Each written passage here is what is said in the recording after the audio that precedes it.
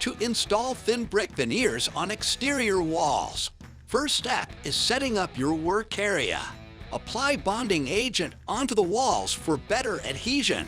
Pop your guidelines with a chalk line. Mix your thinset mortar to a thick peanut butter consistency.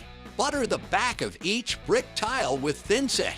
Install the brick veneers one by one on your walls. Follow the chalk lines for accurate layout. Remove uneven stucco from the areas you install brick tiles. Apply stucco mortar to even the wall surface.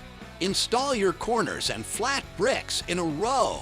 Shift every second brick course with a half length of the brick. Mix your grout mortar with water to a soupy consistency. Use cess-type mortar mix and squeeze it in the joints with a grout bag. Brush your brick walls, and you are ready with the brick installation. Call us for your free brick samples. We ship nationwide with free shipping.